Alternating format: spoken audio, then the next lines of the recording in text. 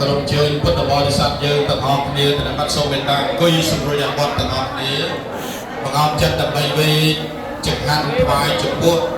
ព្រះសង្ឃដូចតទៅទៅណាបានបន្តអំពីធ្វើកិច្ចនមស្ការវេចង្ហាន់វណ្ណបាតបដិតាពុជជន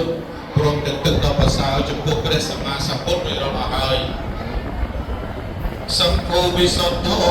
វរតេខេណៃយោសន្តន្ត្រយោសព្ពមលាបហៃណោគុណេហេនេកេ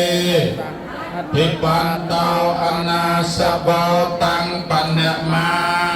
មីសង្ឃហេងបពិតព្រះសង្ឃដ៏ចម្រើនហើយខ្ញុំព្រះករុណាទាំងឡាយមានសទ្ធាជ្រះថ្លាបាននាំមកហើយនៅចង្ហាន់បណ្ឌបាតព្រមទាំងគ្រឿងបរិក្ខារទាំងឡាយមកតម្កល់ទៅក្នុងទីនេះខ្ញុំព្រះករុណាទាំងឡាយសូមបង្អោនវេប្រកេនចំពោះព្រះសង្ឃបពិតព្រះសង្ឃដ៏ចម្រើនហើយសូមព្រះសង្ឃមេត្តាអនុគ្រោះទទួលយកនៅចង្ហាន់បណ្ឌបាតព្រមទាំងគ្រឿងបរិក្ខារទាំងឡាយនេះដើម្បីសេចក្តីចម្រើនដើម្បីជាប្រយោជន៍ដើម្បីសេចក្តីសុខគ្រប់ប្រការដល់លោកអ្នកដ៏មានគុណទាំងឡាយផងដល់ខ្ញុំព្រះករុណាទាំងឡាយផងកាលជាអង្វែងទៅវងអវរៈពីរដងផងអវរៈជាគម្រប់3ដងផ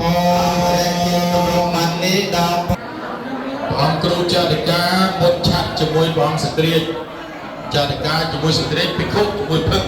សាមណេរជាមួយនេនតែបានរៀបចំ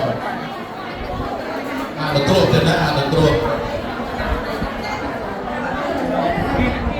ឥឡូវព្រះអង្គគ្រូគិតព្រានលោករៀបចំបច្ច័យ4ចំពោះព្រះសង្ឃគ្រប់ព្រះអង្គហើយនឹងថ្លៃយានជំនិះយ៉ាងណានោះសូមគុំចាំមុនទាំងមុនជាស្មារតីឥឡូវបច្ចៈចម្រើនតញាតិញោមឥឡូវចង្អៀតណាញោមចឹងអាត្មាសូមប្រធានចំនួនតិចនោះណាហើយដើម្បីក្នុងមួយតុ8ព្រះអង្គហើយក្នុងមួយព្រះអង្គ20000រៀលហើយចាំមើលបច្ច័យជាក់ស្ដែងតប្រមាណញោមចឹងគឺប្រសង250ព្រះអង្គចឹងគឺក្នុងមួយព្រះអង្គប្រកែកបាន20000រៀលអនុមោទនីហើយតទៅទៀតជាវតាទុកដាក់សម្រាប់ទឹកភ្លើងនៅវត្តតក្នុងចំនួន20000រៀលអនុមោទនីហើយប្រកែកប្រសង